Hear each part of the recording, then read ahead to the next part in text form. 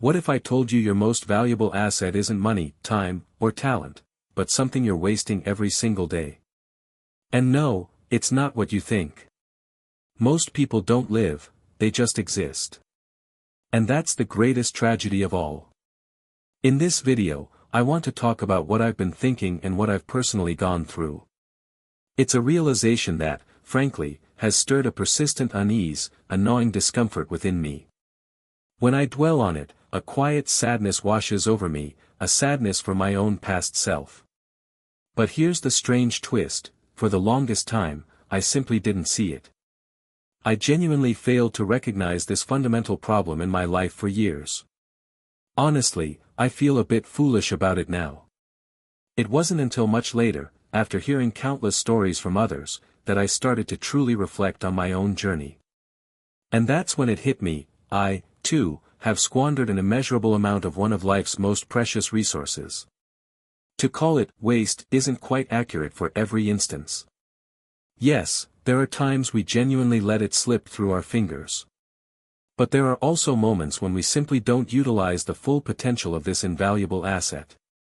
It's like having a bottomless well of something incredible, but only ever drawing out a few buckets. Our lives could have been so much richer, so much better, had we just tapped into its full power. Instead, we use maybe 20%, sometimes 50%, and tragically, often nothing at all. It's a regret that cuts deep. And so, I've come to a conclusion: there is one thing in this life that not just I, but countless others, have overlooked, wasted, and failed to leverage to its rightful, transformative potential. When we talk about waste in life, what usually comes to mind? Wasting money, which is obvious enough. Wasting one's youth, a more abstract concept perhaps, but still relatable. However, there's a type of waste that I rarely, if ever, hear anyone truly discuss.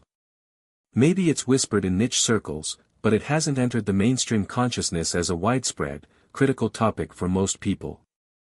Personally, I haven't heard anyone precisely articulate the colossal waste of pain. Doesn't that sound strange? Wasting pain. Most of us have never heard this phrase taken seriously, never seen it presented as a crucial subject for introspection. And let's be frank, for many, the mere mention of pain makes them want to run and hide, let alone talk about utilizing it. It feels like no one actively seeks pain in life. But consider this: for a life that spans 80 or 90 years, everyone, without exception, will experience their fair share of ups and downs.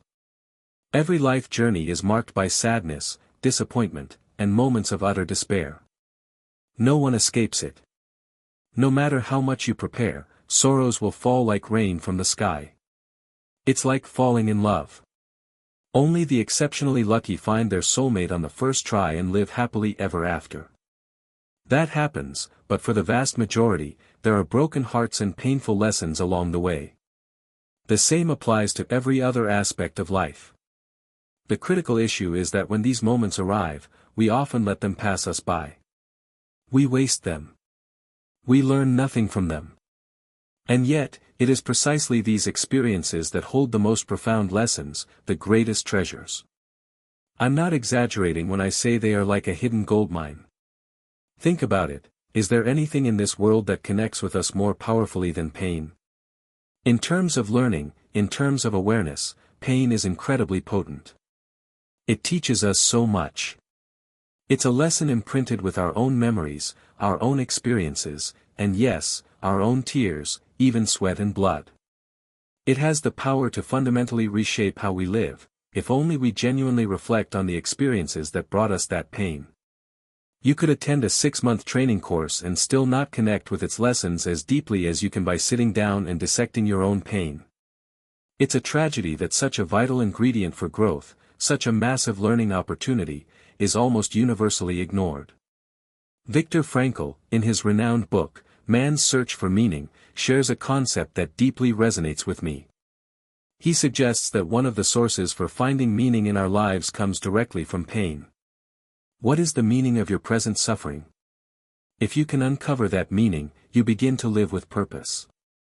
Let me translate this into modern, everyday language for easier understanding. as Frankel's book discusses a different era that might not immediately resonate with younger generations. Take exercise, for example. When you hit the gym, you experience muscle soreness, aches, and discomfort. That's clearly pain, right? But look at seasoned athletes. They endure it all. Why? Because they understand the meaning of that pain. Why do they subject themselves to it? To serve a greater, long-term purpose, health and a strong, beautiful physique. So, they endure. Okay, I can bear this pain, they say. Not all pain is bad, is it? From Frankel's perspective, pain has a specific meaning. Without delving back into his precise interpretation, allow me to expand a little on the concept of pain. Even your past pains, the difficult experiences you've endured, can be viewed as raw material for developing your life. This past or present pain, while distinct from Frankel's exact context, still carries a positive aspect. You can absolutely use it as a nutrient, a source of nourishment for your life. Let's return to the common experience of a breakup. Most people, when heartbroken, cry, grieve, complain, feel angry. Some, even worse, rush from one relationship straight into another, what's often called a rebound relationship. Basically, they break up, feel empty, and immediately seek someone new to fill the void. In most cases, these rebounds end up worse than the original relationship, precisely because they're not built on genuine love or stability, but merely on a desperate need to fill a void. In my view, this is a terrible waste. People don't even take a single day to look back and learn from their failure, their heartbreak, their shattered reality. They just jump headlong into something new. This is regrettable. A truly healthy approach is to meticulously analyze your current pain. Tear it apart, dig into it, dissect it to understand, in this breakup, what were the mistakes? What went wrong on both sides? Can I identify those patterns? Take out a piece of paper and list them. Point 1, point 2, point 3. Look for recurring behavioral patterns in yourself: anger, coldness, insensitivity, misunderstandings, etc. Sift through it all. You'll start to see, this behavior, this pattern, this type of reaction, it keeps repeating. And at some point, you'll realize, oh my God, I've been doing this all along. Now I finally have the chance to sit down, reflect, analyze, and see issues I never recognized before. It is precisely this profound, soul-wrenching pain, connected to your emotions and your tears, that if you painstakingly analyze it, will dramatically improve your future relationships. You will experience true maturity. You will become wiser, plain and simple. Now, when you meet someone new who exhibits those same problematic personality traits or patterns you identified, you will never dare to repeat your past mistakes. You'll instinctively know better. While we hope everyone can grow and change, you'll have a different filter. You'll observe, is this new person open-minded? Are they willing to learn and change? If yes, then perhaps they are a potential partner, once you've healed and are ready. But if they're rigid and possess all the qualities that caused you pain and heartbreak in your meticulously analyzed past relationship, then why bother? Nothing will change. Simply by analyzing your past pain, you save yourself from needless suffering in future relationships. Our development, at its core, is quite simple: don't repeat old mistakes. Don't make the same errors. That alone can lead to immense improvement and growth. This is about understanding others. But what about ourselves? Clearly, we make mistakes too. If we analyze our own errors in those relationships, we can now consciously work on them. For example, if your face often looks sullen, even if your heart isn't, and people have complained about it repeatedly without you changing, letting it accumulate until you're perceived as a negative person, analyze the situation. Okay, time to practice smiling. You don't want this to be a major problem in your life anymore. You want to be an optimistic, energetic person who brings positivity, not a gloomy, negative one. So, sign up for a laughter yoga class, or practice smiling in front of a mirror. I believe this is a powerful truth for every person's life. How can you find the motivation to make significant changes, to live differently and powerfully, if you don't dissect the very moments from your past that brought you to tears? Even in business, people meticulously dissect case studies of failures to learn from them. They avoid countless pitfalls that way. It's like driving down a road. You see a pothole. If you hit it the first time and fall, that's normal, it's your first time. But if you drive past the same pothole a second time and fall again, you have only yourself to blame. You failed to use your first fall as data for growth. You wasted it, so you fell again. And who knows which fall will be the most severe? Maybe the first time you were lucky, but the second time you might be permanently damaged. We never know. Therefore, we must always revisit our failures and our pain, and always analyze them. Treat them as subjects of research. Dedicate time, energy, and thought to them daily. Because the raw material for growth lies there, and nowhere else. From this perspective, I believe we can heal so much. When sorrow falls into our lives, you have the choice to see it as a punishment or as a potential gift. To be clear, I am not so optimistic or glib as to call every painful event a gift. I think many would find that incredibly hurtful. That's why I add the word potential. It's a potential gift because you know, as I've explained, that if you learn from these experiences, you can grow. So the question is, are you willing to learn? It's not that the gift has no value. For that reason, I say, potential gift. No failure is meaningless. It's simply a signal, a hint, you should live differently, you should grow.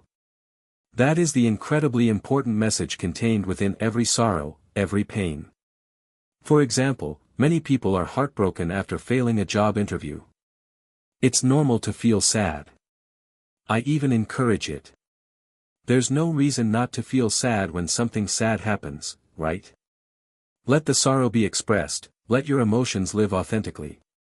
But frankly, I feel even sadder when I see someone who is just sad, and that's it. Be careful if that's you. Because you're sad, you move on, time heals, you feel better, but you learn nothing from it. Beware. The likelihood of encountering a similar type of sadness again is very high, because you haven't learned life's lesson. The problem, that destiny, life, or the universe, if you're spiritual, has dropped before you remains unsolved. Okay, you've received the problem. Now, solve it. If you solve it, your life will become lighter, different, you'll mature. If you don't solve it, that's fine too. Everything will eventually calm down, sadness will turn to joy as normal. But be careful. Because when you encounter it again, you might not be able to solve it. You just ignored it before. And here's a bitter truth about life, we may not necessarily become wiser with age, but we will certainly get older. Don't confuse the two. We will age, 100%, but we are not guaranteed to mature over time. For me, the true indicator of maturity is always solving the problem wrapped in sadness, the lesson hidden in the pain that life delivers. We must solve it, find the answer, and then life will be happier, far more fulfilling. I see people who hate each other so intensely. It starts mildly, with petty jabs. Then it escalates, deliberate provocation, verbal attacks, character assassination. Even in an office with just a few dozen people, some resent each other with bitter intensity. Honestly, witnessing this, I only feel regret. How can I advise them? If I were in that situation, I would try to analyze it at the point where my resentment for the other person was still moderate. I would treat this as a pain because it genuinely affects my life. And I would have no choice but to analyze it. What is wrong with this situation, from my side? What is wrong from their side? List it out. What can I fix? What can I intervene in? Or, if I see it's unsalvageable, can I simply leave this environment? There are many approaches, but fundamentally, you need to analyze, study, and reflect on it. And let me be direct, it's not easy. Not at all. It's like writing a university thesis. You labor over it, racking your brain.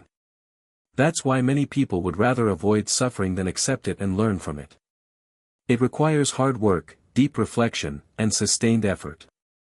But I promise you, life doesn't disappoint those who strive. I've been saying this for decades.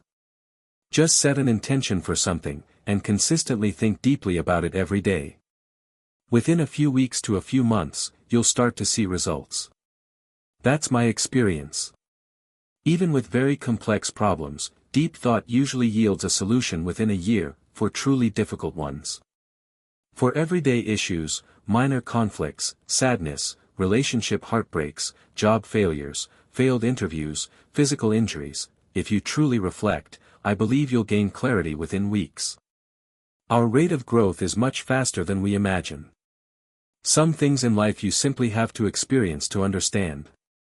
No matter how much I describe it, it's hard for others to grasp. I can tell you now, just brainstorm about a problem, about your pain, for a few weeks, and when clarity dawns, that feeling, I've experienced it, I know it intimately. But how can I convey that feeling to someone else with mere words? In the end, I urge everyone to make it a practice to reflect on their life, daily, weekly, and monthly. Specifically, focus on the genuine pains, the real failures you've experienced. Find the root causes, dwell on them, learn from them, change, and grow. Your life can only go upwards. And remember, the ship of your life is yours to steer. You are at the helm, not a piece of driftwood tossed about by currents. That's all I wanted to present and share with you today. In the end, I urge everyone to make it a practice to reflect on their life, daily, weekly, and monthly. Specifically, focus on the genuine pains, the real failures you've experienced. Find the root causes, dwell on them, learn from them, change, and grow. Your life can only go upwards. And remember, the ship of your life is yours to steer. You are at the helm, not a piece of driftwood tossed about by currents. That's all I wanted to present and share with you today. Thank you very much, and please, take the wheel of your own life's ship. You have that power.